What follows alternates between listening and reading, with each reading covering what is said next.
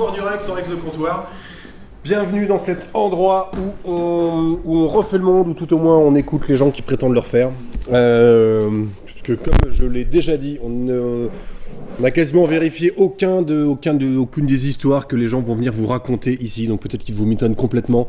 On n'en sait rien, c'est le principe des conversations de bistrot, c'est pas de l'information, c'est peut-être bourré de fake news, donc je compte sur votre lucidité, votre perspicacité pour pondérer, pour mesurer, pour écouter et tenir compte comme vous voulez de l'ensemble des propos qui seront tenus à ce comptoir qui n'engage que ceux qui les prendront. C'est un bar, ce qui veut dire que tout le monde paye le café ou le demi le même prix, et donc ça veut dire que tout le monde peut prendre exactement la parole de la même façon. La bière est au même prix pour tout le monde, donc qu'on soit au bar, que vous soyez assis sur votre chaise à la table, vous réagissez, vous interagissez, vous réagissez, et ce qui nous permettra d'avoir la conversation la plus franche et la plus fructueuse possible.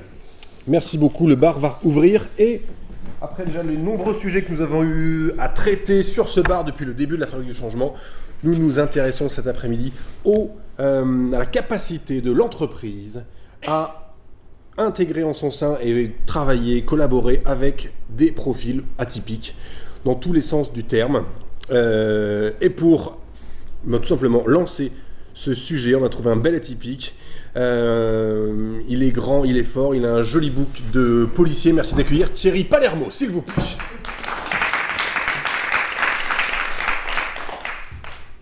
Bienvenue.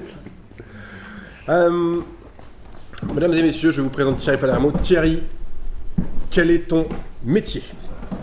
En fait, j'en ai deux, quoi. J'en ai un que je développe depuis 29 ans, c'est commissaire divisionnaire de la police nationale, voilà, à Nantes. Et puis il y en a un qui est venu un peu plus sur le tard, avec à la base une volonté de changement, de faire autre chose à côté, qui est celui de coach professionnel. Voilà, donc c'est ma double identité, ça me va bien. On va définir les deux plus précisément, parce que moi j'avoue, quand on s'est causé, je ne voyais pas exactement ce que fait un commissaire divisionnaire. C'est quoi le boulot d'un commissaire divisionnaire de la police nationale ? Là, à Nantes, c'est... Est-ce que ce n'est pas, par rapport peut-être aussi aux représentations qu'on a ? Alors, ce que n'est pas, c'est ce que c'est pas, c'est ce qui est à la télé. Voilà. Tous les commissaires que vous connaissez sont un peu loin de la réalité, à vrai dire. Mais à vrai dire, peut-être que si c'était le cas, si la télévision racontait la réalité, peut-être que ça ne serait pas aussi... Donc tu n'es ni Moulin, Maigret, non, tout ça. C'est un petit peu tout ça. En tout cas, on dirige en fait des équipes de commissaires, d'officiers, de gardiens de la paix. Ça, vous les voyez quand vous appelez le 17, vous voyez quand vous allez déposer plainte, vous le voyez quand vous faites verbaliser. Là, c'est moins drôle. Et puis ensuite, on organise le travail à travers des réunions locales, des réunions de partenariat, parce qu'on est en lien avec le procureur de la République, des gens très sérieux, le maire. Donc ce n'est pas de la police judiciaire, c'est pas du travail. On chapeaute, à mon niveau, on chapeaute le travail judiciaire, mais aussi le renseignement, un peu le renseignement de manière générale, et puis l'ordre public, évidemment, on en parle beaucoup, les manifs. Très concrètement, sur une manif par exemple, on fait en sorte d'organiser tous les policiers qui interviennent et qui sont là pour protéger les personnes et les biens, pour que ça soit que la force soit utilisée de manière la plus proportionnée possible. Toute la difficulté. Ce ne sera pas, mesdames et messieurs, le débat de cette Rex de comptoir. Sinon, je voulais me changer un peu les idées. On se serait revus et on aurait préparé ça différemment. C'est pour que bien les gens comprennent. Donc effectivement, toi, commissaire divisionnaire, c'est quasiment toutes les activités de police. Il y en a peu qui sont sous ta coordination. Ce qu'on peut exclure, c'est ce qu'on appelle la police judiciaire, c'est-à-dire les grosses affaires judiciaires qui ont un rayonnement au-delà de la région, nationale, internationale. Voilà, ça, on ne s'en occupe pas. D'accord. Et puis tous les espions, etc., c'est pas nous. Ok, voilà. Le reste Le reste, effectivement, c'est ce qu'on appelle la sécurité publique. Ok.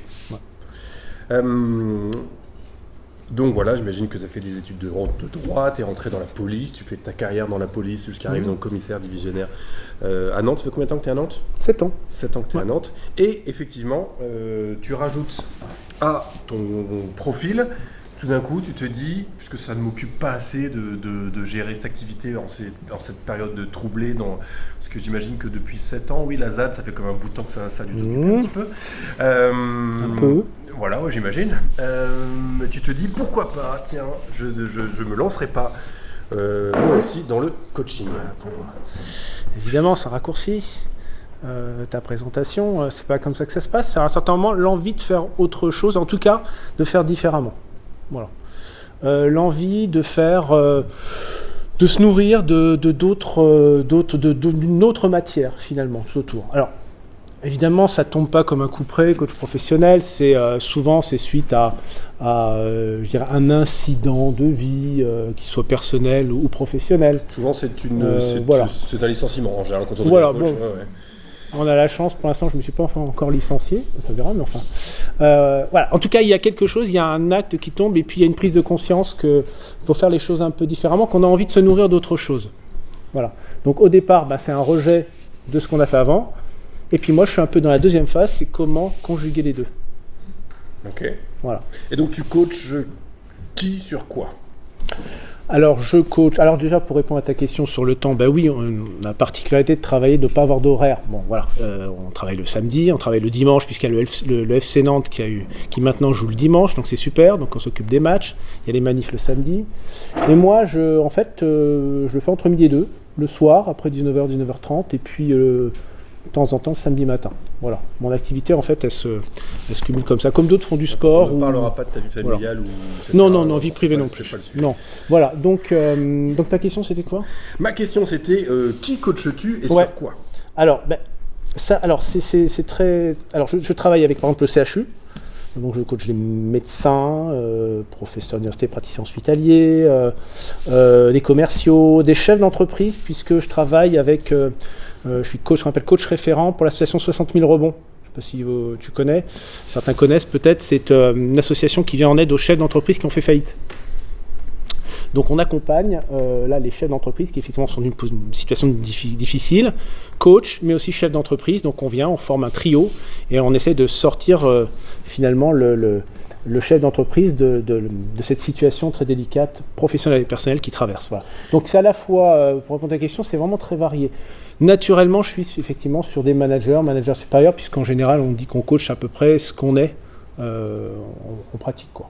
Voilà. Justement, quelle légitimité, toi, en tant que fonctionnaire d'une institution aussi spécifique que la police nationale, quelle légitimité tu as à coacher un type qui a planté sa boîte et donc qui est sur les questions économiques, etc. Ouais. On pourrait te dire, mais qu'est-ce que tu la ramènes ? En fait, on ne coach pas en spécialité, quoi.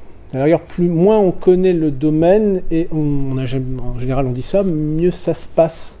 Moi, quand j'ai un coach en face de moi, chef d'entreprise, ça ne m'intéresse pas de savoir quel chiffre d'affaires il faisait, quel était son stock, quel domaine, c'est pas ça. C'est lui qui m'intéresse, c'est la personne en elle-même.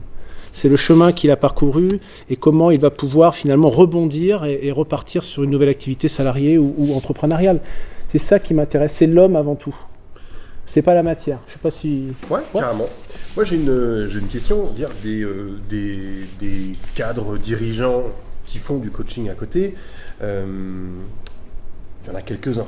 Il y en a quelques-uns qui, en deuxième partie de carrière, effectivement, disent tiens, j'aimerais transmettre, au lieu d'être dans mon personnel, je vais aussi transmettre, accompagner d'autres gens. Qu'est-ce qui fait que, quand on parle d'atypisme, on s'est dit on va faire venir le commissaire divisionnaire plutôt que n'importe quel autre. En quoi ? Qu'est-ce qui fait que c'est aussi rare ? Quand on voit un coach flic, on se dit oh, ça, j'ai jamais vu ça. On dit ça va pas ensemble, quoi. Ouais. Comme si effectivement les flics ne pouvaient pas accompagner des gens. Ils les accompagnent de manière générale. Effectivement, ça peut paraître comme ça. En fait, c'est très complémentaire, quoi. Voilà, c'est très complémentaire parce que ça permet, en tout cas moi, ça me permet de voir le management de mes équipes d'une autre manière, de conduire des projets d'une autre manière que celle qui consiste à être basée sur la notion d'autorité, descendante. Alors, en gros, je suis le chef, donc j'ai raison, quoi. Les situations sont de plus en plus compliquées et moi, j'estime en tout cas que l'intelligence collective est quelque chose d'essentiel dans la mise en place des projets au sein de l'administration de manière générale, mais encore plus dans la police nationale. Donc j'essaye un peu Écrivez cette phrase, depuis à ce moment-là, un commissaire divisionnaire vous a dit qu'effectivement l'intelligence collective était bien sûr. Super. Donc mais quand on monte des projets, nous on a une réforme tous les ans et demi à peu près, mais je crois que c'est un peu le lot de toutes les organisations en ce moment, notamment dans l'administration. Au début, on ne sait pas, quoi. On a des instructions nationales qui nous arrivent de dire, on fait comme ça, on a 5 lignes. Mais ensuite, comment l'appliquer au niveau local ? C'est compliqué. Et le fait de dire que le chef, il a la solution à la base, c'est complètement stupide. Voilà. Donc c'est l'idée de dire à un certain moment, et c'est vrai que ça peut choquer au départ, nos collaborateurs, c'est de dire moi je sais pas. Voilà. On va essayer de co-construire quelque chose ensemble pour essayer d'appliquer ce qu'on demande de faire pour que ça se passe au mieux. Voilà. Cette position-là, c'est une position un peu position basse, comme on dit en coaching, et puis les gens s'habituent. Voilà. Et au contraire, ça génère de la motivation, et en tout cas, moi ça me va bien. Ça génère quel type de motivation? Et aujourd'hui, les populations d'encadrement au sein de la police nationale, ils sont dans quel état?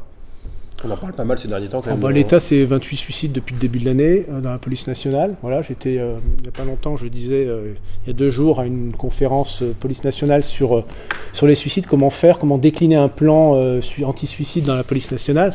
Donc autant vous dire que la situation elle est très critique. Les policiers sont exténués. Qu'est-ce qui fait que quand Orange a 10 suicides en quelques années, il y a un procès aux assises, et que quand il y a 28 flics qui se suicident, pour le coup là, on ne cherche pas les responsabilités? Mais parce que les causes sont multiples, quoi. C'est peut-être pas comparable, je pense pas. Est-ce que du coup, je sais pas, la place du management, est-ce qu'on l'aperçoit différemment dans le fait de se dire tiens, c'est marrant, une entreprise, le coach d'Orange est forcément responsable de ces gars, et puis à la police, il part en manager, c'est différent. Comment on explique ça? Je crois que c'est pas une question de faute. On peut pas dire que le directeur général de la police nationale, le ministre de l'Intérieur, il est responsable des suicides dans la police. Et donc le PDG d'Orange, il n'est pas responsable des suicides? Moi, je parle de ce que je connais. Donc le reste, je sais pas. J'en sais rien. Moi, Orange, je connais pas le fond. Parler de ça me vient comme ça. Voilà, mais je trouve que ça. Moi, je vais pas m'avancer en parlant d'Orange. Voilà, je parle de ce que je connais. Voilà, mais. Oui, c'est pour ça. C'est 3 directeurs d'hôpitaux dans notre région. Bien sûr. Donc ensuite, je crois que chaque organisation a ses causes. Pour ce qui concerne le policier, c'est vrai, c'est d'être confronté à des situations hyper difficiles. Celui qui fait un bras d'honneur au policier ou un doigt d'honneur, c'est pas forcément un jeune de banlieue, quoi. Voilà. Et ça, c'est constant. Et puis, à côté, le policier, il gère aussi sa vie privée. C'est-à-dire qu'il gère à la fois ses difficultés professionnelles, et quand il rentre à la maison, on lui reproche de ne pas être assez présent, etc. Donc il y a tout ça qui vient jouer. Et alors, comment un type comme toi, comparé à Orange, moi je ne sais pas. Ça marche. Comment un type comme toi qui du coup a le goût du management, a la lucidité, le courage de dire moi justement je ne sais pas faire, ça m'intéresse de faire avec vous parce qu'on doit construire la mission de police nationale ensemble, etc. Comment tu parlais de la réaction des collègues qui au départ sont intrigués par cette posture. Comment on est perçu par le reste de l'institution quand on tient ce discours-là au sein de la police nationale? Bon, ça surprend, forcément. Pour l'instant, je suis seul coach dans la police nationale, mais ça va venir. Il y en a d'autres. Moi, je suis en contact avec d'autres collègues qui sont intéressés aussi par la démarche. Déjà par la démarche de faire un management autrement. Et puis ensuite, de dire on ne peut pas continuer comme ça, quoi. Donc, essayons de changer un peu de paradigme. Qu'est-ce qu'on ne peut pas continuer? Quand tu dis on ne peut pas continuer comme ça, c'est-à-dire, comment? Très concrètement, si je parle des jeunes commissaires de police, en sortie d'école, un jeune commissaire de police qui a 25 ans, 26 ans, peut se retrouver sur un poste qu'occupait jadis un commissaire de police qui avait 10 ans d'ancienneté. Voilà. Donc c'est vrai que c'est compliqué d'arriver en Seine-Saint-Denis, à Stein par exemple, Stein ou autre chose, ça peut être à Montargis par exemple, c'est considéré comme un poste difficile, près d'Orléans. Il se retrouve confronté. Un poste à Montargis, c'est toujours compliqué. Que ce soit dans la police ou ailleurs, c'est. Non, mais effectivement, elle se trouve confrontée un peu à ces difficultés-là, et c'est vrai que c'est difficile. Donc, il faut les accompagner. Voilà, il faut qu'il y ait un vrai. C'est que de la surprise quand tu dis que ça a généré le fait que toi, ça ne génère que de la surprise ou ça génère un peu plus que ça? Ça génère de la surprise. Donc, au départ, ce qu'on ne comprend pas, effectivement, on le met à distance, quoi. Voilà. Donc, tout ce qui est nouveau, parce que ça vient sortir du cadre, et le cadre c'est fort chez nous, évidemment, très normé, c'est un environnement très normé, donc ça surprend. Et puis finalement, au fur et à mesure, ça fait des petits. L'idée fait son chemin. Voilà. On commence à parler maintenant de co-développement professionnel chez nous, on commence à parler de pratiques de coaching individuel, de groupe. Voilà, c'est en train de pousser. Dans d'autres administrations, ça fait pas mal de temps que c'est déjà en place, l'environnement, les finances publiques, voilà. Nous, ça y est, c'est lancé, quoi. Donc la petite graine qui au départ, finalement, un peu l'emmerdeur, que j'étais, aussi, qui au départ venait proposer quelque chose de nouveau, d'accompagner justement ces jeunes commissaires dont je parlais, hein, c'est-à-dire ne pas les lancer comme ça sur un poste difficile, mais finalement, ça commence à pousser, ça commence à fleurir, ça commence à germer. Et c'est ça l'essentiel finalement. Et comment, ce sera ma dernière question avant qu'on enchaîne sur la suite, tu resteras là avec nous bien entendu. Comment aujourd'hui la police, quelle place elle laisse au profil atypique ? Les gens comme toi, est-ce que peut-être que s'ils avaient identifié dès le début que tu serais un emmerdeur comme ça, peut-être qu'ils t'auraient pas pris. Ouais, tu leur as peut-être pas tout dit quand tu es rentré. Aujourd'hui, c'est l'institution dont tu fais partie, que tu connais bien. Comment tu l'aperçois toi sur son envie d'aller chercher au contraire peut-être des profils pas complètement dans le moule? Est-ce qu'elle les recherche? Est-ce qu'elle en a encore peur? Ouais. Alors les choses évoluent. Dans le recrutement, par exemple, des commissaires, avant on recrutait que des profils juridiques, quoi. Master 2, en droit, voilà. On recrute maintenant d'autres profils. On a des ingénieurs, voilà, qui sont recrutés. On a des gens qui sont dans d'autres administrations auxquelles on facilite l'accès au concours de commissaire de police. On va chercher aussi des gens qui sont d'une origine différente, par exemple issus des quartiers, dont on facilite le parcours de préparation au concours. Voilà, et tout ça fait que les choses changent petit à petit. Voilà. On a des scientifiques, maintenant je parle des commissaires de police, on a des gens qui sont des spécialistes en langues étrangères, et qui s'adaptent et auxquels en tout cas on facilite l'accès. Et donc ça c'est plutôt une bonne chose, c'est une bonne nouvelle quoi. La police a identifié qu'il y avait un enjeu d'avoir une population plus variée, plus riche. Bien sûr. Et ça quels que soient les corps de la police nationale, c'est valable aussi chez les gardiens de la paix, c'est valable aussi chez les officiers. Donc les choses vont vraiment dans le bon sens quoi. Pour répondre à ta question sur le côté atypique des choses. Alors, je ne vais pas dire que c'est pas devenu la norme, quoi. Il faut quand même un peu de temps. Faut pas exagérer non plus. Mais ça avance. Je suis plutôt confiant. Merci beaucoup. Applaudissements, s'il vous plaît. Et pour l'homme et pour les propos, c'est agréable d'entendre ça. On va maintenant aborder un autre aspect de l'atypisme en entreprise, sous le prisme effectivement de ceux qu'on appelle ces derniers temps un petit peu atypiques, les profils HPI au potentiel intellectuel ou zèbre, ou plein de façons d'en parler. Et pour justement évoquer ce sujet, je vais appeler 2 personnes d'un coup, voire 3 personnes d'un coup. Je vais appeler Maude Lemoine, s'il vous plaît, et José Oléron. Applaudissements, s'il vous plaît. Voilà. Merci. Rien. Tu m'as sauvé la vie. C'est vachement dangereux aussi. Ouais. Merci beaucoup, mesdames, d'être là. On est ravis. Je vais... ma question... Je vais commencer la même question que pour Thierry. Quel est donc votre métier, mesdames ? C'est un événement professionnel ici, donc j'aime bien comment on prend le métier des gens au départ. Alors moi je suis médecin. Ok. J'ai d'abord été interne en psychiatrie pendant 3 ans et demi à la fin de mes études, puis je suis devenue médecin urgentiste, j'ai fait le diplôme de médecin urgentiste, j'ai exercé pendant 7 ans comme urgentiste, puis j'ai fait à nouveau un grand écart, je suis devenue médecin généraliste, ça a duré 17 ans, 18. Et pendant que j'étais médecin généraliste, j'ai fait différentes formations.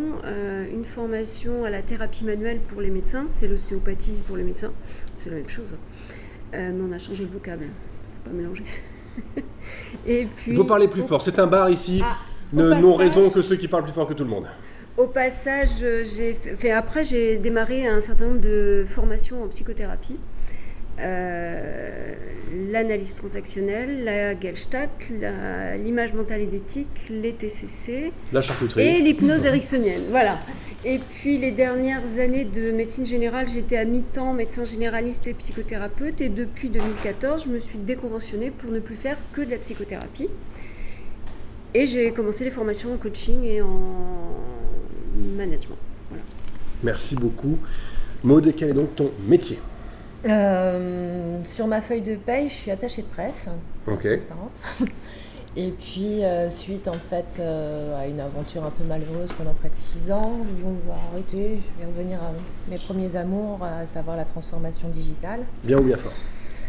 Et donc en fait là actuellement je suis chargée de mission com digital. Concrètement, voilà, c'est ça. Ça marche.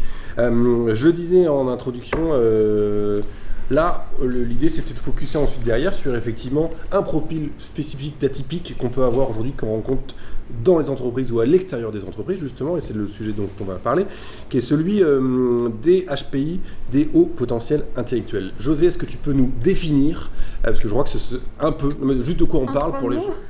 Ouais, 4,5 si tu veux. C'est une façon de penser, une organisation de la pensée qui est différente de la majorité des personnes. C'est-à-dire, ça représente 2,2% de la population. Donc c'est vraiment une façon d'être. C'est pas le génie qui connaît par cœur, je sais pas. Feynman quoi. Voilà, non, c'est pas ça. Feynman d'ailleurs, il est Asperger. Il est HPI et Asperger. Donc c'est une façon d'être au monde qui, en règle générale, est associée à une hyper-émotivité, une hyper-sensorialité, et qui fait que la personne HPI se sent en général en décalage par rapport aux autres. Ce qui fait qu'on rencontre pas mal d'HPI en échec scolaire ou en échec d'insertion professionnelle, etc.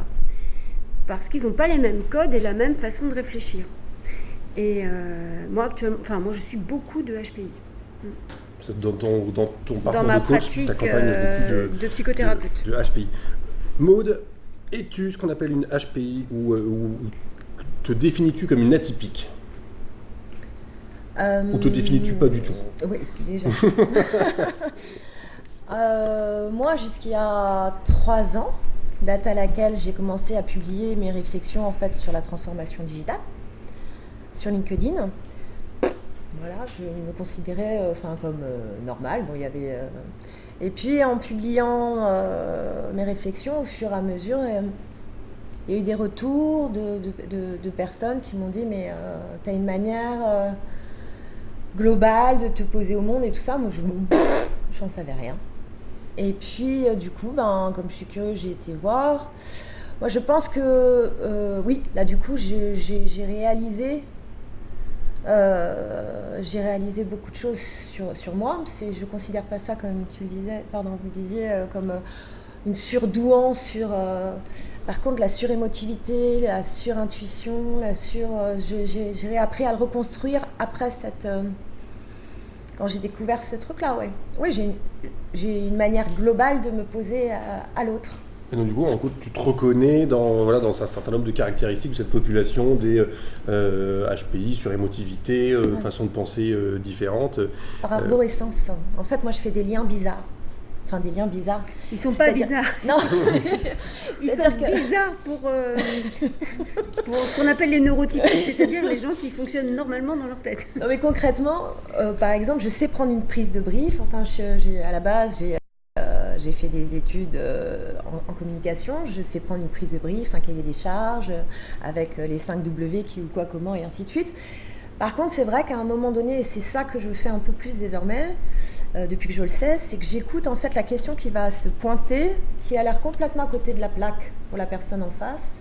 Mais moi, je sais désormais que cette question-là va m'orienter plus tard. Donc en fait, sur le coup, la personne en face va avoir l'impression que je vais dans tous les sens. Et là, c'est peut-être votre impression aussi. Et, pour l'instant, pas encore. Non. Mais ça peut... c'est ça, c'est que quand je suis comme une sorte de moteur de recherche... Google, en fait... ouais, c'est ça. Sur Google, Google n'importe quoi, tu tapes un truc et puis il va te sortir plein de facteurs.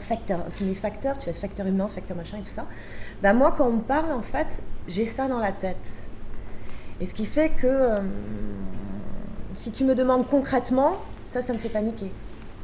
Parce que concrètement, j'arrive pas sur le coup à réduire tout ce qui me vient en tête. Il me faut un peu de temps.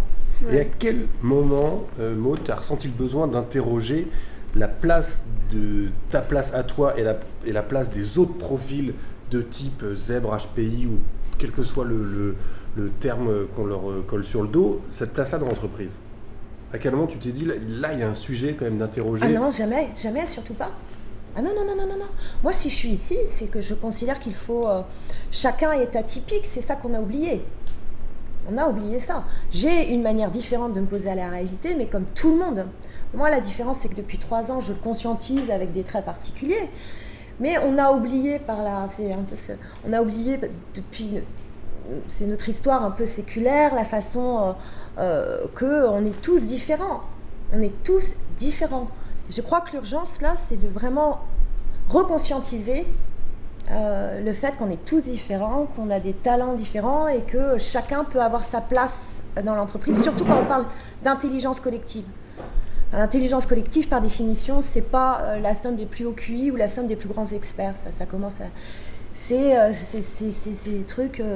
Et donc pour toi, il n'y a aucun problème, l'entreprise, elle sait intégrer les profils HPI avec une pensée plus systémique dans l'entreprise? C'est plus complexe que ça. C'est plus complexe que ça. L'entreprise, à l'heure actuelle, elle ne sait pas. Elle est en train de changer de paradigme aussi. On change, c'est ce dont on parle aujourd'hui. C'est-à-dire qu'en fait, on passe d'une organisation descendante avec des sachants, des non-sachants, du bien, du mal. Enfin, le changement de représentation, il est là. Il est valable pour tout le monde. Moi, ma différence, c'est que je ne vois pas du bien, du mal, du bon, du mauvais ou une étiquette quand je vois quelqu'un. Je vois un tout global. Et je vois ce qu'on appelle la complexité. La complexité, c'est ta réalité n'est pas supérieure ou inférieure à la mienne, ou différente ou bonne ou mal. C'est ta complexité, c'est ta réalité. Et la mienne aussi, elle est différente. Et le tout, c'est de faire une troisième, d'harmoniser par le lien. José, est-ce que Maud, elle vit ça de cette façon-là? Toi, tu dis que tu accompagnes beaucoup de profils atypiques de ce type-là. Qu'est-ce qui explique qu'il y ait beaucoup de ces profils-là qui ressentent le besoin d'être accompagnés? D'abord, souvent, ils sont en souffrance parce qu'ils se sentent décalés et il y en a un certain nombre que j'ai envoyé se faire diagnostiquer. Ils ne sont pas venus me voir avec leur étiquette HPI. Ils sont venus me voir avec leur souffrance. Et en les écoutant, je me suis dit, il y a ça dont il va falloir tenir compte et il va falloir qu'ils comprennent comment ils fonctionnent pour, ce que dit Maud, conscientiser et mieux utiliser ce qu'ils sont, en fait. S'accepter comme ils sont, au lieu de se dévaloriser en permanence. Et il y a beaucoup de troubles anxieux chez les hauts potentiels en particulier, peut-être en lien avec ça. Et je ne sais plus la question. Non, voilà, ça c'est typique HPI. Ouais, Qu'est-ce qui fait... En fait, d'où on part. Ça, c'est typique HPI. Qu'est-ce qui fait qu'effectivement ces profils-là effectivement remplissent ton cabinet et qu'est-ce qui, on va dire, quel point commun ils ont dans leur intégration effectivement parfois en entreprise? Le point commun qu'ils ont en entreprise, c'est d'avoir du mal à s'intégrer. Un HPI, pour qu'il s'intègre bien dans une entreprise, il faut vraiment qu'il ait la bride sur le cou, qu'on le laisse avoir des idées, qu'on ne lui demande pas un raisonnement linéaire, ou qu'on accepte qu'il aille vite et qu'il ne soit pas dans un raisonnement linéaire, qu'on laisse libre cours, qu'on lui laisse laisser libre cours à sa créativité, etc., etc. Actuellement, moi, ça m'est arrivé de regarder des fiches de poste, par exemple, et mon mari est chef d'entreprise et un jour il me montre une fiche de poste, une fois dans ma vie, j'en ai jamais vu d'autres. Et je lui dis, tu vois, avec une fiche de poste comme ça, alors qu'un HPI pourrait vraiment remplir ce poste parce qu'il y a besoin de transversalité, il y a besoin de raisonnement global, il y a besoin de prendre de la hauteur et ce serait super, mais ta fiche de poste, elle est constituée de telle sorte que les HPI ne passeront pas dans cette grille-là. Enfin, c'était l'opinion que j'ai eue en lisant cette fiche de poste. Il y a une inadéquation, là, il y a des trucs à faire, à mon avis. Il faudrait leur proposer quoi pour qu'ils se reconnaissent? Qu'ils se reconnaissent qui? Les HPI ouais. ou... Donc tu dis un HPI ne pourrait pas se reconnaître dans ou se projeter dans un poste comme ça. Non, c'est pas ça que j'ai dit. Le recruteur, avec le cahier des charges qu'il a, le HPI ne rentre pas dedans. C'est souvent le cas, je trouve. Par exemple, quand on regarde un CV, moi j'ai un CV où j'ai mis tout ce que je vous ai dit. Mais quand on me demande un CV pour une chose ou une autre, je prends mon truc et je fais des grands jeux sabres. Parce que si je dis que je fais tout ça, on va soit penser que je suis mytho, soit penser que je suis complètement instable, alors que c'est un CV typique HPI. Au bout de quelques années, le HPI, quand il a fait... Mais quand je dis quelques années, c'est 4-5 ans. Et c'est pas incompatible d'être HPI instable? Enfin, on est obligé de choisir entre les deux. Il y a des HPI instables. Il y a une connotation négative à l'instabilité, mais l'instabilité, en fait, c'est juste la vie. Oui. Donc voilà, il y a un moment donné, il va falloir dédramatiser 2-3 choses, quoi. C'est que la vie, par définition, c'est du changement. Donc à partir de ce moment-là, c'est vrai qu'on a été conditionné pendant quand même pas mal de temps, et puis on a plaqué des normes industrielle, hein, je suis désolée, la troisième révolution industrielle, c'est une norme. Donc une norme, c'est 1-0 binaire. Ouais, bah, c'est tout sauf la vie, 1-0 binaire. Enfin, sauf erreur, je ne pense pas que vous soyez en 1-0 binaire. Ouais. Et ce qui fait que, bon, moi c'est un peu comme ça que je le tourne, c'est-à-dire qu'à l'heure actuelle, en fait, avec cette transformation digitale, on a pris la première partie de la transfo digitale, on l'a pris en 1-0 binaire. C'était pratique, c'était rapide, on a mis des outils, et puis au fur et à mesure, on se rend compte que ça a des incidences réelles sur les comportements de la société, c'est-à-dire que la vie, c'est pas like ou dislike. La vie, c'est une somme d'émotions et le vivant, c'est par définition l'ambiguïté. Et il n'y a plus de place pour l'ambiguïté parce que l'ambiguïté, pour le coup, ça fout les jetons. Ah ouais, non, mais attendez, c'est la vie, ça. Je crois que c'est... Voilà, j'ai fait de la philo, moi, en fait, à la base et j'ai réfléchi, du coup, à tous ces trucs-là. Et je me suis dit, mais mince, je crois que c'est un rapport à la mort qu'il faut aussi reprendre. Ok. Monsieur Benénès, vous souhaitiez réagir? Oui. Donc François Benénès, dirigeant de la Fabrique du Changement. Je suis ravi, c'est donc moi aussi qui contribue à vouloir sur cette table. Le sujet est un sujet passionnant qui va assez loin. Moi, il y a une question que je me pose, c'est est-ce que les entrepreneurs ne sont pas tous des HPI? Il y en a pas mal. Je pense que j'ai déjà la réponse, qu'ils ne le sont pas tous, mais il y en a pas mal quand même. Oui. Parce que tout simplement, une des voies d'intégration professionnelle pour les HPI ou les atypiques, c'est de retrouver de l'autonomie et de créer leur propre activité. Parce que souvent, moi je me suis aussi retrouvé, après 10 ans dans les collectivités locales dans cette situation, où je m'emmerdais tellement que j'ai démissionné pour monter mon propre truc. Parce que à un moment donné, tu te dis, c'est le seul espace de créativité, je vais me le créer moi-même, parce que de toute façon, j'aurais beaucoup de mal, avec une hiérarchie traditionnelle, à pouvoir m'exprimer. En tout cas, je le ressentais comme ça. Après, ça dépend où on tombe, il y a des contextes où je fais ça. Donc ça, c'est un point de vue, je ne sais pas si partagé par nos autres. Deuxième point de vue, c'est que je pense qu'effectivement, ce qu'on appelle atypique, en fait, ça devient très très relatif. Je pense que c'est les braves petits moutons formatés en consanguinité dans les grandes écoles qui vont devenir des atypiques. Parce qu'en fait, le monde industriel est derrière nous, on est dans une société de la connaissance, la moitié des métiers de 2030 n'existent pas encore, et on continue dans l'éducation nationale à transmettre des blocs de savoir et à faire des braves petits soldats un peu tous formatés. Et effectivement, l'évolution des missions aussi dans les métiers de la police, c'est intéressant de voir que j'aimerais bien par contre qu'il y ait un peu moins d'ingénieurs, un peu plus de psychologues sociaux, ou en tout cas des gens des sciences sociales, plutôt que des gens qui Il faut postuler. Il faut postuler. Écoute, pourquoi pas. En tout cas, j'aimerais bien former les policiers Ça serait au pas beau, mental, comme aux techniques d'enquête et au management visuel, et dans les petites innovations qui seraient peut-être à apporter là. Et d'ailleurs, Comme dernier bloc de carrière, police nationale. Ah, ça serait Pourquoi bien. C'est la classe. Moi, je François. trouve, là, encore une fois d'apothéose. Ah ouais. pourquoi pas. Du moment qu'on me file un petit scooter avec un Géraud, oui, la question que je me pose, c'est tout ce qui est à l'œuvre aujourd'hui dans les transformations d'entreprise ou d'administration, l'agilité, la facilitation, le changement de posture, le travail sur l'intelligence relationnelle aussi des managers, parce que finalement, tu es coach, mais demain, tu seras peut-être plus proche du facilitateur ou du manager facilitateur. Et c'est sans doute là aussi où tu veux emmener un certain nombre de tes collègues. Et finalement, je pense que voilà, le modèle un peu tayloriste, on avait besoin objectivement de gens finalement qui fonctionnaient un peu tous pareil. Aujourd'hui, face à la complexité du monde, aux enjeux de transition qui sont présents, c'est totalement inadapté. Et donc je pense que c'est au contraire les gens très enfermés dans des champs normatifs traditionnels qui vont avoir beaucoup de mal, qui vont devenir les atypiques inadaptés à la complexité. Et il est temps, tu as parlé le mot de pensée complète, moi je suis un fan d'Edgar Morin, ça fait 40 ans que ce monsieur a raison, il passait pour un con et il a été critiqué au niveau académique très très fort il y a 30-40 ans quand il parlait de pensée complexe, alors qu'il a raison depuis longtemps. Et on a perdu un temps de dingue. Donc bref, je pense que... Peut-être un con sur autre chose. J'ai parlé à sa femme sur le linge et tout.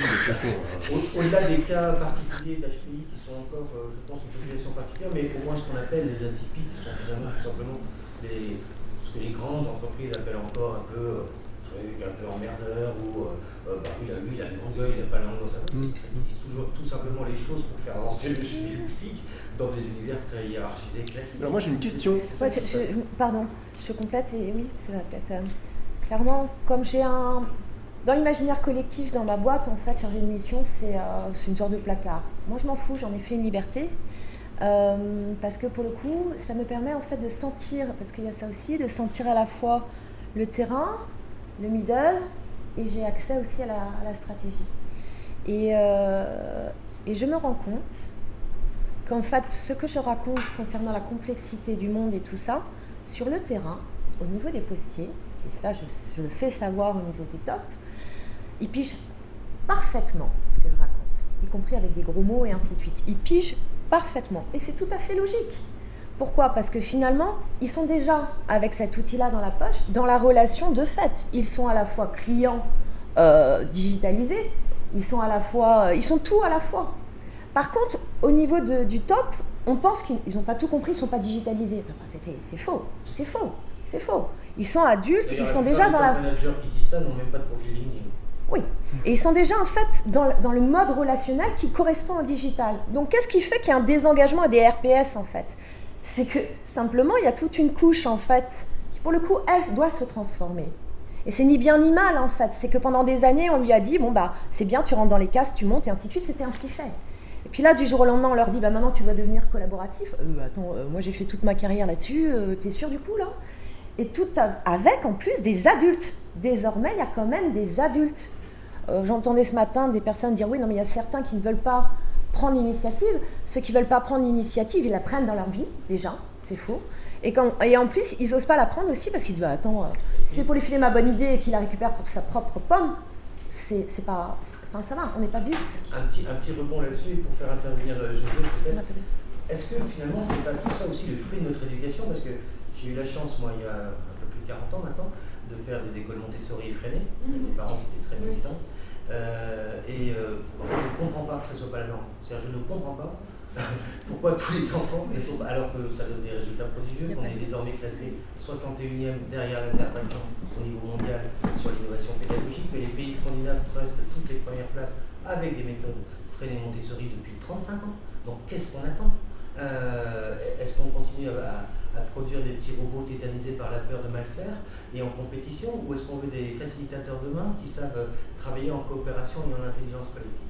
Donc c'est une vraie question et je pense que les HPI et les profils atypiques sont aussi le fruit d'une éducation, soit en réaction à une éducation. Et si on veut que demain tout le monde ait une vision plus systémique et embrasse la complexité en arrêtant d'en avoir peur, c'est peut-être aussi au niveau de l'éducation que ça se joue. Oui, clairement. Moi, j'avais eu la chance d'assister à une conférence de Marc Alévi il y a 1 an ou 2, je ne sais plus. Et il parlait de changement de paradigme sociétal. Et j'ai trouvé ça hyper intéressant. Et il expliquait, donc dans différents domaines, et il expliquait que nos institutions, en fait, se rigidifient et se referment sur elles-mêmes au lieu de s'adapter, leur but étant de maintenir le système qui de toute façon est en train de bouger. Et je pense que l'inadaptation de l'école, qui est de pire en pire, parce que donc moi je suis beaucoup de HPI, donc c'est par ce biais-là que je vois ça, les HPI sont de plus en plus en souffrance dans le système scolaire, alors qu'on a fait des tas de découvertes en neurosciences et en sciences de l'éducation qui devrait nous permettre de gérer ça autrement. Mais je pense qu'on est vraiment on est au cœur du cyclone dans ce changement de paradigme sociétal et nos institutions s'accrochent enfin c'est la fin quoi, elles s'accrochent à leur truc et je crois que ça explique pourquoi elles bougent pas. Pour ne pas partir sur un autre débat qui consisterait à refaire le système éducatif français, parce que sinon on aurait encore, on aurait du temps devant nous. La question que je me pose, on avait commencé à s'en parler l'autre jour au téléphone, José, je vous la pose à tous les trois. Parce que le thème de la fabrique cette année, c'est ça, le manager la diversité, etc., sur l'innovation managériale. Et donc, d'où la question, est-ce que demain, il y a une place à offrir aux profils un peu atypiques en entreprise ? Est-ce que c'est vraiment leur vouloir du bien que de souhaiter aux atypiques, on va dire, de trouver une place dans les organisations ? Alors, est-ce que c'est pas en final à l'extérieur qui sont le plus utiles à l'organisation, dans leur capacité à la challenger de l'extérieur, à réinventer des nouveaux modèles, à la ringardiser, plutôt que de vouloir forcément leur trouver une place qui va peut-être en partie leur couper les ailes et les priver de leur capacité à inventer du neuf ? Alors c'est marrant parce que cette question que vous m'avez posée au téléphone, elle m'a vraiment interpellée, j'y ai repensé après, parce que je n'avais jamais vu les choses sous cet angle-là. En l'état actuel des choses, vouloir les intégrer dans les entreprises, dans les organisations, à mon avis, n'est pas forcément leur vouloir du bien. Ils sont beaucoup mieux à créer leur propre structure, je pense, aujourd'hui. En revanche, si si on imagine que les sociétés bougent et les entreprises bougent et les organisations bougent, ce qu'on leur souhaite, parce que de toute façon elles vont mourir sinon, hein, le vivant quand il ne s'adapte pas, il meurt, hein, du végétal à l'humain et aux organisations. Si ça bouge, c'est d'abord apporter quelque chose d'intéressant aux organisations, et puis un HPI qui serait dans une organisation dans des conditions qui lui permettent d'exister tel qu'il est, il serait bien, il n'y a pas de problème. Si on respecte son mode, suffisamment ses besoins, hein, il y a un équilibre entre les besoins de l'organisation et de la personne, mais voilà. Sur quoi il frotte cet équilibre? Parce que moi, Est-ce que quand on dit oui, si on lui trouve une place qui respecte son truc, ça existe, c'est possible ça ou pas? Il faudrait quoi? Par exemple, un HPI, moi j'ai des HPI qui sont... je pense à un que j'avais hier au cabinet. Il est super doué en informatique pour trouver tous les dysfonctionnements dans des créations de logiciels. Et on lui demande de faire un truc toujours le même. Il est en souffrance alors qu'il pourrait apporter autre chose à l'entreprise. Un HPI en réunion, il va trouver que la réunion elle peut durer 20 minutes là où elle dure 2 heures. Quels autres... La notion du sens, c'est hyper important. Si on lui demande quelque chose et à l'école, ça se rejoue 50 000 fois. Mais si, c'est pas atypique. C'est pas atypique, mais elle est surdimensionnée chez le HPI. Évidemment qu'elle est chez tout le monde pareil. Mais chez le HPI, c'est vraiment... la souffrance, elle est dans les tripes, quoi. C'est juste pas possible, quoi. L'autre jour, j'ai une patiente qui arrive au cabinet en larmes. Et je sais qu'elle a des problèmes de couple. Je la fais entrer, je me dis, ça y est, c'est cuit, quoi, ça va mal, son couple. Et je lui dis, qu'est-ce qui vous arrive? Elle me dit, ils sont en train de couper un arbre devant chez moi, c'est juste insupportable. Et elle sanglote. Voilà, c'est trop. Les HPI sont trop. Voilà. Et ça, c'est un exemple, je trouve, voilà. Elle me dit, je savais que vous alliez me comprendre. Et moi, je suis passez-moi un mouchoir aussi. C'est bien sûr que tout le monde a besoin de sens, évidemment. Mais là, c'est surdimensionné. Et donc, je repose ma question aux autres personnes qui sont en bas. Est-ce que c'est vouloir du bien est-ce le rôle de l'organisation de faire rentrer des profils atypiques à l'intérieur? Alors moi, j'aimerais dans le mot atypique sortir un peu de HPI, quoi. Enfin, voilà, c'est ceux en fait c'est pour ça que je le pose de cette façon-là. J'aime bien l'expression les emmerdeurs, quoi. Voilà, ouais. ceux qui sont à un endroit où on les attend pas, où l'organisation ne les attend pas. Est-ce qu'il faut souhaiter que l'organisation fasse rentrer des emmerdeurs? Eh bien, heureusement, je veux dire, le changement, il vient de l'intérieur. Donc moi, je veux dire, je sais heureusement qu'il faut les valoriser. Ensuite, c'est comment ils sont managés, comment on va les repérer, et qu'est-ce qu'on va en faire, et sur quelle fonction on va les positionner, et comment on va faire en sorte que le groupe, que le collectif les reconnaisse comme tels. Voilà, et qu'il soit, c'est celui qui va arriver à 10h le matin parce que voilà, il va faire en sorte de ne pas arriver à 8h30. Et alors, si le mec il est productif, s'il apporte quelque chose de différent, moi je dis oui, moi je le prends. Voilà, je le prends, c'est pas ça qui est important, c'est qu'est-ce qu'il apporte à l'organisation et en quoi il va la faire bouger, en quoi il va contribuer à faire bouger les lignes, évidemment. On le voit des fois pour les... Mais ça c'est ma vision. Pour les entrepreneurs serial start-upers, qu'on fait plusieurs fois, monter une start-up, ils se font racheter, et puis au final, ils tiennent pas 6 mois, ils démissionnent et ils recréent une nouvelle start-up, et ainsi de suite. Et est-ce que c'est pas dans ce rôle-là, au final, qu'ils sont plus utiles à l'organisation, au monde économique, plutôt que de vouloir absolument leur offrir une destinée à l'intérieur des organisations, ou leur atypisme est au final le plus utile? Non mais ça, c'est partir de l'hypothèse que finalement, on reste dans la notion de carrière. Ouais, voilà. Ça n'existe pas. Et ça, pas du tout. Enfin, je veux dire, et là encore, l'organisation dans laquelle je suis, je veux dire, elle prône une réforme de la mise en disponibilité, d'ailleurs, dans la fonction publique, très récemment, au mois de juillet dernier, qui permet d'allonger cette période de disponibilité, c'est-à-dire d'aller voir, de créer son entreprise, d'aller travailler dans une entreprise privée, etc., pour y revenir, parce qu'il y a l'obligation d'y revenir 18 mois avant la fin de carrière. Ça, c'est intéressant, quoi. C'est-à-dire, comment on va permettre à des gens qui, finalement, sont dans un autre état d'esprit, qui ont envie de se développer autrement, d'aller chercher de la compétence et de la ramener, finalement, à un certain moment dans l'organisation. Ça, c'est pas mal. Voilà. Donc, pour répondre à votre question, oui, moi, je suis à 100%. Pour rebondir là-dessus, je suis tout à fait d'accord. Je pense que c'est aussi une respiration que doit se donner l'organisation. Ça bouge, mais ça fait pas longtemps. Il vraiment pas longtemps. Il y a la même porosité et passerelle à mettre aussi dans le monde de l'université, académie, enfin depuis le temps qu'on en parle, ça fait 40 ans qu'on dit qu'il faut plus de passerelles entre la recherche et le développement des entreprises, mais entre la fonction publique, les mises en disponibilité sont rarement quand même pour aller exercer dans le privé. Maintenant, elles sont de plus en plus. Assez peu d'exemples. Non, c'était plutôt pour avoir un mandat électif. En général, quand ils y ont goûté, ils ont beaucoup de mal à revenir. Sauf quand il y a des conditions particulières comme celles que tu viens de citer. Mais c'est évidemment à encourager parce que je trouve que c'est une vraie respiration. J'aime bien le fait que José parlait du monde du vivant et le fait que les organisations étaient finalement aussi des organismes vivants. L'urgence, me semble-t-il, sur les atypiques, c'est de faire respirer. Et atypiques, c'est pas que des gens forcément HPI machin, c'est aussi tout simplement des gens qui peuvent avoir un parcours de vie. Faudrait peut-être qu'on aborde la question aussi du recrutement, parce que je trouve ça très très sclérosant quand même, la façon dont les recrutements se font encore. Tu parlais d'une fiche de poste chez Sigma, regardez les libellés des fiches de poste. Il y a encore très très peu de trucs un peu originaux où on met en avant des compétences relationnelles, etc. Sauf, comme par hasard, les entreprises qui performent le plus. Regardez les petites annonces des boîtes qui cartonnent, des emplois. Il y en a une l'autre jour qui a fait juste un tweet en disant envoyez-nous tous sauf un CV. Et eux, en fait, là, ils ne parlent pas de manager les atypiques, ils parlent de manager les talents. Ils veulent recruter des talents. Voilà, parce qu'ils ont compris que les talents, c'était plus les gens qui étaient en hyper normés, machin, qu'ils avaient besoin justement pour préparer l'avenir. Donc je pense qu'il y aura, et c'est plutôt bon signe, si on prend l'atypisme aussi sous cet angle-là, juste de gens un peu différents.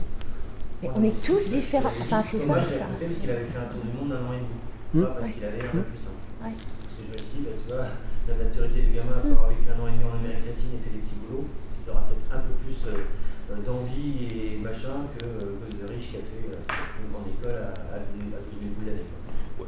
Et ce à quoi je t'ai répondu, on ne connaît pas beaucoup de jeunes qui ont fait un tour du monde à 25 ans qui ne soient pas aussi des gosses de riches à côté. C'est pas vrai, non, ça. J'en connais quelques-uns. Oui, il y en a quelques-uns. Bon, d'ailleurs, on a plus souvent des jeunes diplômés Bac plus 5 qui font un tour du monde que des smicards qui ont un BTS. C'est une croyance. Ouais, exactement. Limitante. Ok, je la retire. Autant pour moi. Absolument. La totale. Je la retire. Mais sur la capacité, mais ça, c'est ton prisme. C'est ta ouais. manière de te poser et ainsi de suite pour les raisons qui te regardent. C'est pas un propos, mais simplement, non, c'est faux. C'est une croyance limitante. Mais c'est bien. J'aimerais bien prendre des statistiques quand même sur. Mais non, mais que tu peux passer de statistiques de machin, c'est encore un prisme analytique. Excuse-moi. Sur le nombre de fils d'ouvriers qui entreprennent un tour du monde à 23 ans. C'est comme ça qu'on reproduit les mêmes modèles. De fils entre les ouvriers et les gosses riches, il y a une immense classe moyenne culturelle. Oui, sachant qu'à l'heure actuelle, il y a juste aussi des gamins qui, via le roofing et ainsi de suite, se font des cours de tour du monde. Donc c'est complètement. C'est pas du tout la même chose là. Hein, ça va, Antoine? J'ai un gilet pare-balles si tu veux. Non, mais à l'heure actuelle, t'as des gamins ils sont pas fils de riches, ils font des tours du monde et c'est royal. C'est-à-dire qu'ils vont bosser en Australie et ainsi de suite. Donc ça, c'est des croyances limitantes. En tout cas, atypique, ça peut être aussi les parcours de vie. Oui. C'est le moment, chers amis, qui êtes attablés où il faut payer votre café. D'envoyer des tomates. Ce qui veut dire que c'est le moment où vous nous expliquez pourquoi vous êtes là et que vous avez bien entendu le droit de prendre la parole pour interpeller les gens qui sont sur scène ou poser une question ou apporter votre propre témoignage au débat que nous avons depuis bientôt presque une heure. C'est à vous. C'est bien gentil d'écouter comme ça. Il y a un moment, il faut contribuer.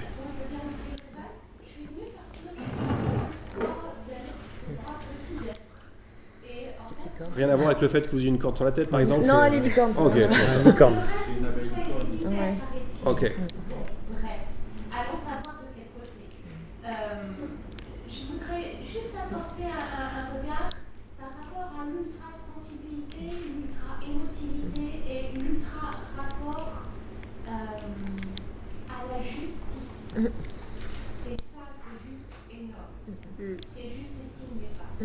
Et le moteur de ces enfants, de ces futurs adultes et futurs citoyens, c'est partir de ce qu'ils ont envie de. Et à partir du moment où on construit autour de cette envie de faire, de cette projection, alors on a gagné. Si c'est leur dire, c'est bête, c'est con, mais c'est comme ça, et tu dois faire ça parce qu'on attend ça de toi, on a tout faux. Enfin, voilà mon retour d'expérience. Alors moi j'ai une question directement pour parce qu'on en parlait rapidement auprès On est d'accord que typiquement, quand on parle de management dans la police, toi tu distingues bien le moment où effectivement on va pouvoir faire de la co-construction, puis les situations d'urgence, Ah ouais, bien sûr. là il n'y a plus de management, il y a juste de l'autorité.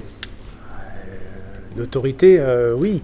Mais évidemment, quand on est du management, je veux dire, participatif, c'est dans les situations vertes, quoi. Comme on dit, nous, vertes. Voilà. Quand on est en situation rouge, là, c'est du commandement, c'est plus du management. Voilà. Et là, c'est l'aspect top-down qui reprend le dessus. Et là, il n'y a pas de discussion, parce que ça a du sens. Le chef reprend sa notion de celui qui doit, en un temps très court, prendre la meilleure des décisions possibles. Et c'est de sa responsabilité. Voilà. Là, c'est deux choses complètement différentes.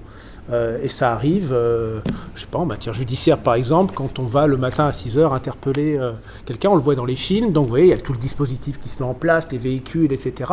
Et instantanément, le chef, il estime qu'à ce moment-là, c'est le top. Il donne le top.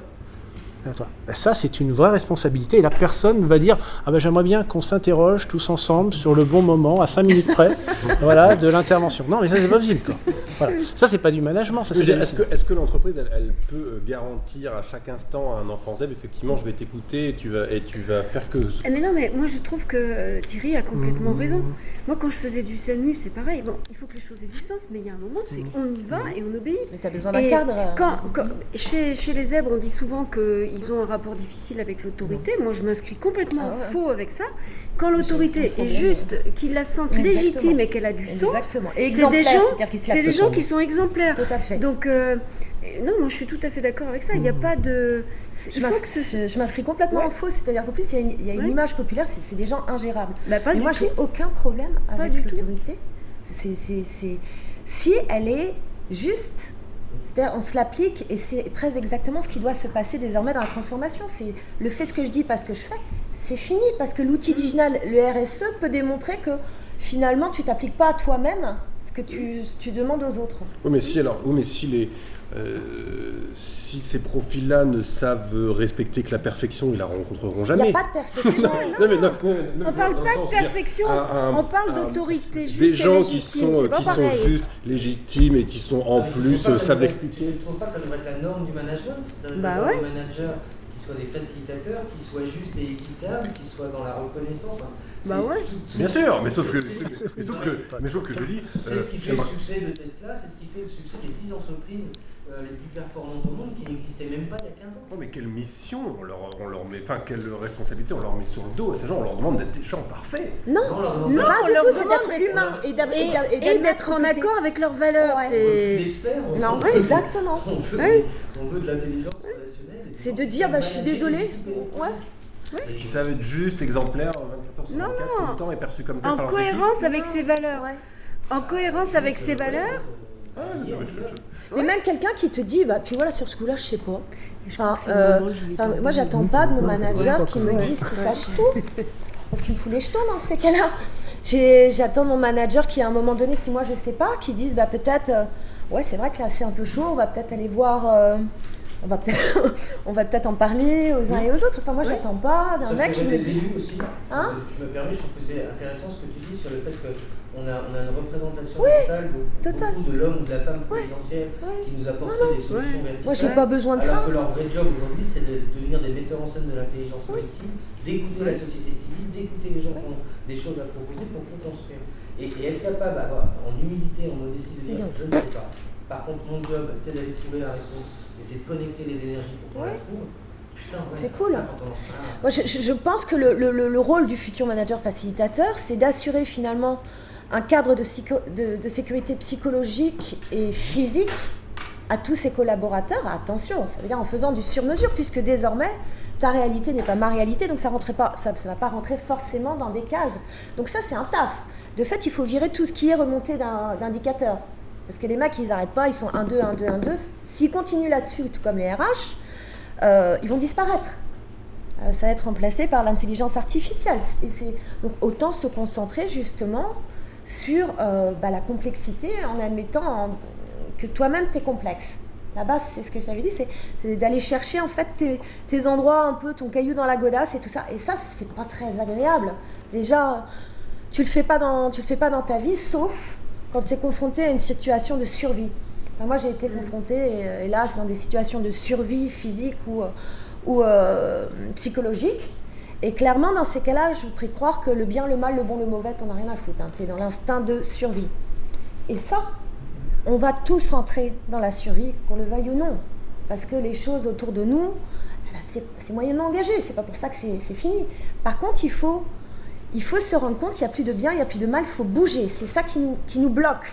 Si à chaque fois que tu te poses une question, tu te dis c'est bien, c'est mal, c'est bon, c'est mauvais. Non, attends, tu prends tes responsabilités en conscience. Et en conscience, ça veut dire que tu es prêt à l'assumer derrière. Et y compris de dire j'ai fait une connerie et je l'assume. Tu vois ? Donc il n'y a pas de perfection, il n'y a pas d'imperfection. Tu y vas, tu es adulte, tu fais ce que tu peux. Déjà. Autre réaction, autre question dans la salle. Mesdames et messieurs qui êtes là depuis le début, enrichissez-nous de votre point de vue. Là, c'est marrant. Enfin, bonjour. Bonjour. C'est marrant, on est venu un peu par hasard finalement parce qu'il y a un atelier qu'on n'a pas pu faire. On a dit tiens, on va venir là. Il y avait de la lumière. Et là, on a mis les gens atypiques un petit peu chez nous. Et c'est marrant, c'est que là, j'ai réussi à connaître un terme, le HPI. Et je pense qu'on en a un chez nous, donc c'est marrant. Et ça ressemble un peu à vous, Maud, là, sur le chemin qu'il a parcouru. Parce qu'effectivement, c'est un mec qu'on avait mis en directeur communication. Ouais. Et il partait un peu dans tous les sens tout le temps. Et du mal à chapeauter aussi son service, du mal à manager, à transmettre les messages, les feedbacks, enfin, les trucs carrés qu'il ne savait pas trop faire. Et finalement, aujourd'hui, je l'ai mis complètement électronique dans l'entreprise, sur du très transversal, et il chapeaute la transformation digitale chez nous. Donc ça m'a vraiment fait marrer, parce que il n'y a pas de... Je pense que cette personne-là, il rentre totalement dans cette catégorie-là.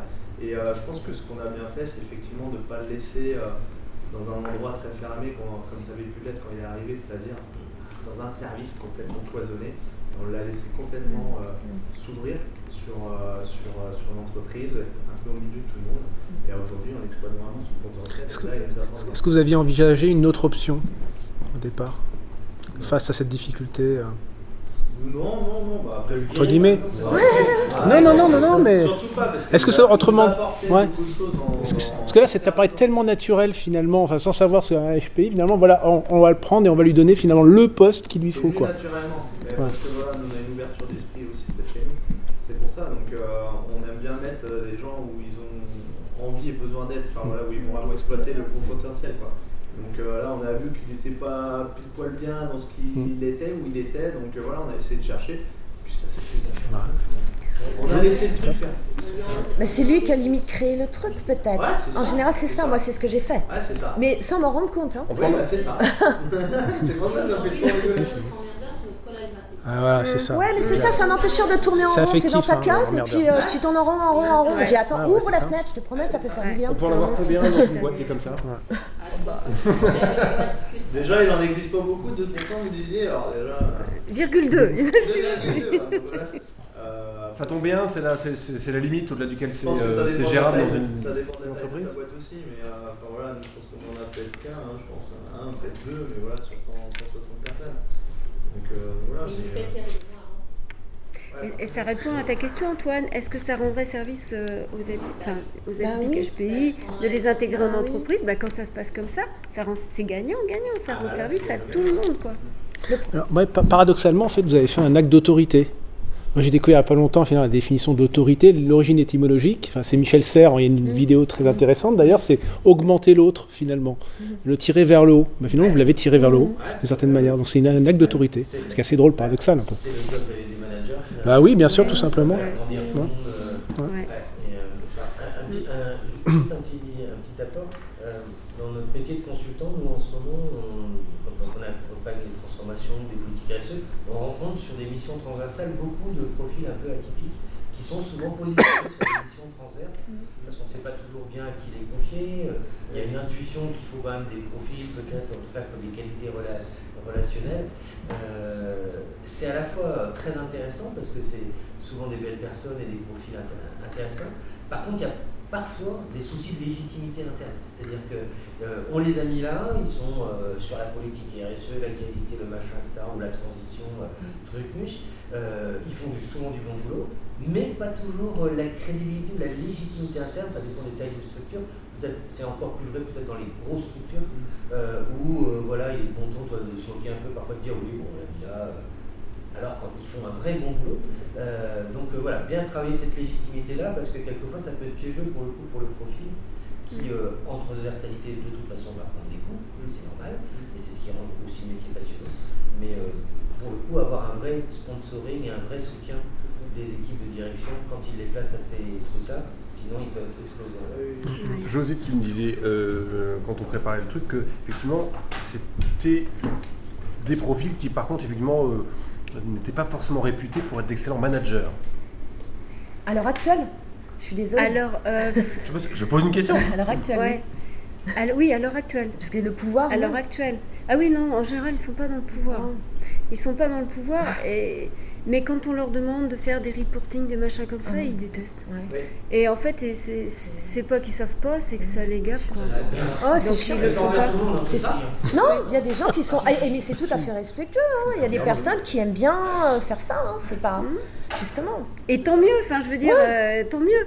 C'est bien qu'il y ait une belle mosaïque. Ouais.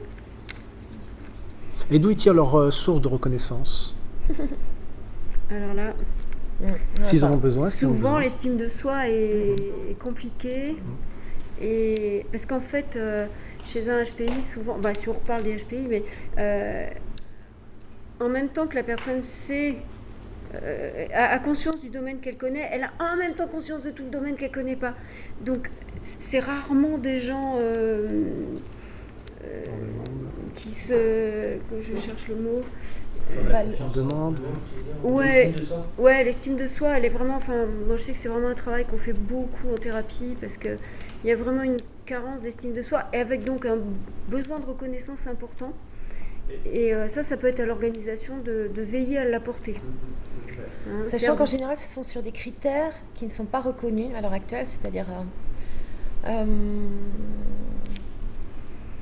quand tu travailles sur l'immatériel, sur le lien, le lien, comment tu l'évalues? La relation, par définition, comment tu l'évalues? Moi, tout ce que j'ai pu, à un moment donné, on me dit, concrètement, qu'est-ce que tu as fait? Moi, concrètement, en fait, je suis dans l'instant avec la personne, je ne suis pas experte, je lui permets d'ouvrir le cadre, c'est en général en one-to-one, parce que c'est un moment où la personne est paumée, par exemple, et qu'elle ne peut pas dire à sa hiérarchie, là, je sens pas le truc.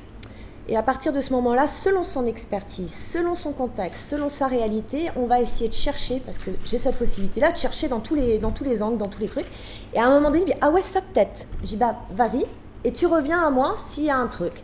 Et elle revient, elle me dit, ouais, là, ça a fait ça. Bon, hop, on est reparti. Tac, tac, tac, tac, tac. Et ça, comment traduire ça, en fait, à ma direction? Ce qui fait que, heureusement aussi que je suis tombée sur des personnes qui avaient une forme d'honnêteté intellectuelle, je suis désolée, c'est vrai que j'ai vu aussi des personnes récupérer mes idées, et je savais que c'était les miennes, et avoir une promotion. Et ça fait partie du jeu, ma peau Lucette, parce que moi, je ne sais pas me vendre, contrairement aux apparences, et puis ça ne m'intéresse pas. Puis tu me mets dans un jury ou un truc, tu vois, RH, je te fais n'importe quoi. Mais n'importe quoi. Et c'est incompréhensible d'ailleurs pour mes managers. Ils disent, mais Maud, c'est basique. C'est un fait, un machin. C'est de la commedia dell'arte. Donc en fait, heureusement, il y a eu des personnes qui ont pu dire, moi, à tel moment, j'étais paumée dans mon organisation, je ne savais pas comment reconstituer le truc, et tout ça, ça m'a permis de faire ça. Alors c'est du verbatim, ça vaut rien entre 0 et 1. À combien t'estimes le fait que la personne n'est pas partie en burn-out? À un moment donné, tu peux inverser le truc aussi. 13 240 € par an et par salarié. Voilà. C'est-à-dire que, moi, c'est ce que je dis, dans ces cas-là, si vous ne le faites pas pour une question humaniste, dans ces cas-là, faites-la pour une question comptable. De manière bien cynique. Est-ce que ça peut vous coûter ça peut coûter, là, les gars. Ça peut coûter le désengagement collaborateur égal au désengagement client, de fait, en ricochet. Bon, pour le moment, toujours pas. Mais ça va venir. T'as tous les chiffres clés pour convaincre ta direction sur le petit diplôme que vous avez dans votre tote bag avec les chiffres. Mais ils les connaissent, mais ils ne lisent pas le truc en fait. C'est intéressant parce que moi ils les connaissent. Quand un DAF, par exemple, j'adore les financiers de façon générale, et particulièrement les DAF, quand ils me demandent alors c'est quoi le retour sur investissement des sciences molles? Les sciences molles, rien que molle, c'est beau. Déjà, rien que molle, parce que déjà, on peut pas dire sciences molles. Bon, alors là, je lui explique qu'on dit sciences sociales depuis 40 ans à peu près.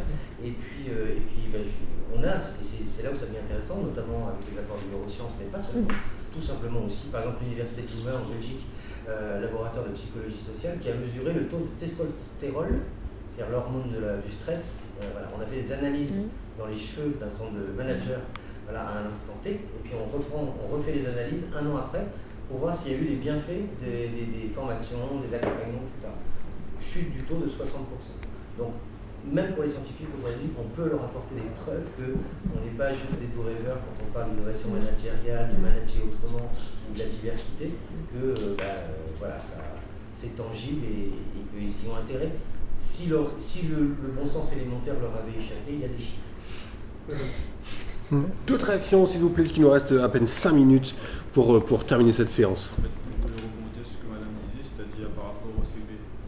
C'est vrai que par rapport à l'emploi qu'on a en face, tout le monde est par rapport atypique. Par exemple, moi je suis issu j'ai fait des études en hôtellerie-restauration et comme ça on va dire que les horaires, etc., c'était compliqué à travailler, donc j'ai fait de petits boulots à côté dans le bâtiment et tout.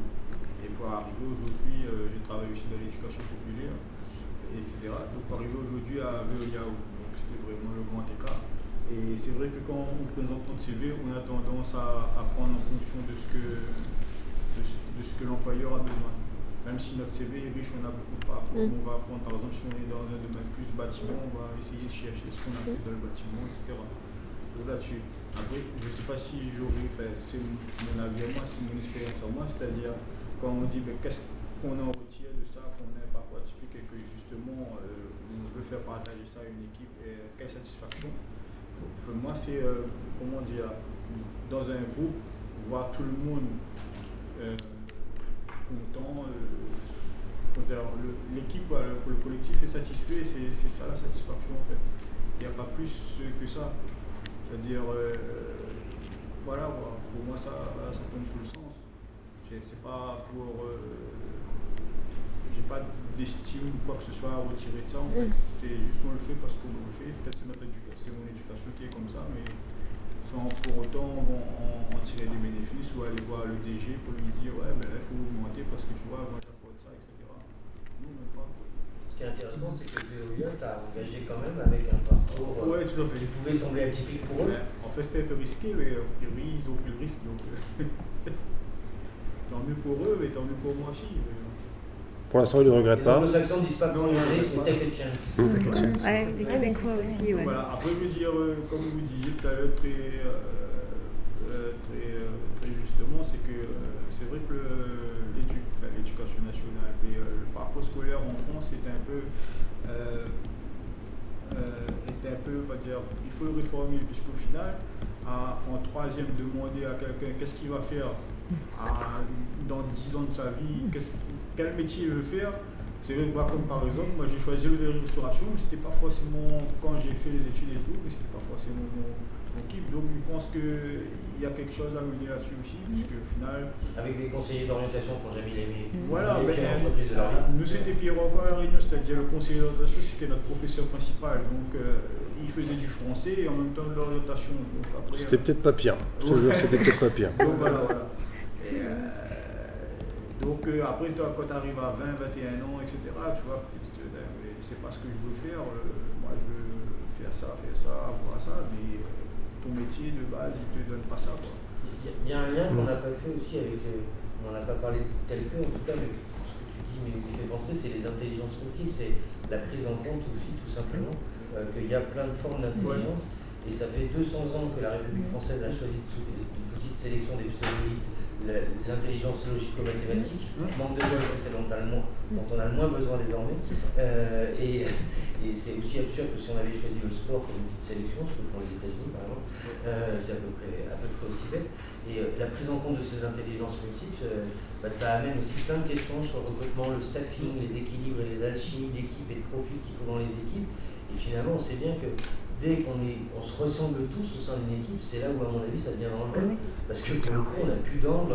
Regardez où sont les innovations aujourd'hui. Elles naissent aussi d'alchimie improbable entre des profils plus variés.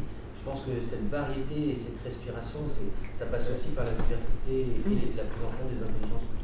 Moi, je tente c'est un peu comme ça, ce que j'essaie de me vendre comme ça au niveau du siège, entre guillemets. Je leur dis, en fait, et les Gilets jaunes m'ont beaucoup aidé à ce niveau-là, c'est que de manière tout à fait logique, quand tu es avec les mêmes personnes dans les sièges, au bout d'un moment, tu reproduis exactement les mêmes rituels et tout ça, et donc ça devient une forme de consanguinité, c'est pas un jugement, mais c'est logique.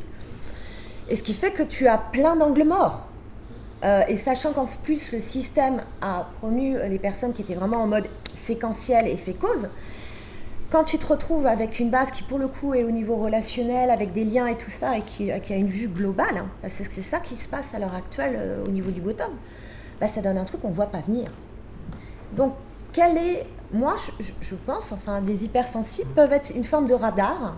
Enfin, moi j'ai ce radar-là, à un moment donné, dire attention, là, ça n'a rien à voir avec vous, mais je le sens pas, votre truc. Je peux vous expliquer, peut-être que vous ne le verrez pas tout de suite. C'est une question de taille, c'est-à-dire, j'y pense par analogie avec 150 collaborateurs à peu près. Est-ce que finalement les atypiques et les HPI ne sont pas plus à l'aise dans des plus petites structures, c'est-à-dire quand même 95% de l'économie française, hein, pour rappel, parce que dans les gros machins, qu'ils soient publics ou privés, il y a de tels effets d'inertie, des tels effets de hiérarchie, de carriérisme, de posture, que c'est peut-être plus difficile de naviguer et de trouver une bonne place, alors que souvent on laisse plus sa place dans des plus petites structures, parce que de toute façon c'est vital et on en a besoin, puis on ne peut pas se permettre d'avoir des gens qui ne sont pas à leur bonne place ou productifs tout simplement. Donc je me pose la question de est-ce qu'il ne faudrait pas aussi, s'ils n'ont pas l'âme d'entrepreneur pour créer leur propre activité, détecter peut-être un petit peu plus tôt pour pouvoir les orienter aussi vers des tailles de structures plus raisonnables. Ceci dit, monsieur, vous êtes dans un contre-exemple, parce que comme chacun sait, une petite PME assez significative. Mais nous, on est à l'île de la Réunion, donc on est comment dire, une filiale de Veolia. Et on est 280, donc c'est une petite structure au niveau de la Réunion. C'est vrai quasiment à l'échelle Et à la nationale. Poste, c'est pareil. En fait, c'est plein de petites PME. Sauf sur les effets, les prismes de gouvernance quand même. Ouais. Où ça reste quand même la casse, X, bon, les mines, les guignols qui sont formés. Si vous voulez réagir ou poser une question, c'est votre ultime moment, car après il sera trop tard et ce débat sera en tout cas dans cette salle refermée à tout jamais. Une dernière réaction, un avis, je sais pas, mesdames qui êtes là, vous avez pensé quoi de ce débat? Qu'est-ce que vous avez noté dans votre cahier magique, madame? Moi, je me suis détachée peut-être un petit peu du débat pour voir la forme du débat, parce que c'était mon intention en fait de venir voir le texte de bonsoir, pour voir comment c'était mené, quelle plus-value ça amenait à nos tables rondes qu'on démultiplie à l'infini et sur lesquelles on ne faut surtout pas les positionner l'après-midi, sinon il y a 80% de l'auditoire qui dort, ce qui n'est pas du tout le cas. En tout cas, là, j'ai été tout le temps attentive à prendre des notes et je ne venais pas forcément pour le sujet. Parce que, encore une fois, je venais pour la forme. Et le fond, j'ai découvert aussi une représentation, en tout cas, de sujets dans des entreprises. Et ça me fait penser, moi je suis dans le secteur hospitalier, donc un environnement très normé, mais qui est en quête perpétuelle de sens, qui est bien malmené aujourd'hui dans le contexte économique. Et forcément, cette agilité, ce désir, cette capacité d'embrasser la complexité, je suis sûre qu'on a du potentiel et qu'on ne sait pas encore le reconnaître. Donc ça me donne des idées, en tout cas peut-être une lucidité sur laquelle vous m'avez éclairé. Vous en avez obligatoirement, parce que pour bosser dans le secteur, la complexité, j'aurais tendance à dire presque tous. C'est comme les facteurs quand tu bosses dans l'hyper, presque tous. Et c'est pour ça qu'ils vont mal. Est-ce que tous les gens qui bossent à l'hôpital ont de la lucidité, la perception de la complexité? D'accord, je t'entends de dire. Dans des situations extrêmes, parce que c'est le cas en tant qu'urgentiste et tout ça, où c'est une question de vie, de survie, ainsi de suite, ils l'ont tous. Et y compris aussi, c'est dans la police et dans l'armée qui est en train, c'est chaud aussi. C'est-à-dire que c'est pas un hasard que... voilà. Merci beaucoup. Il est 15h et nous respecterons les horaires. Merci de votre présence, de vos contributions. Merci. Et d'avoir fait avancer tout ce débat. Très bonne fin de fabrique à vous.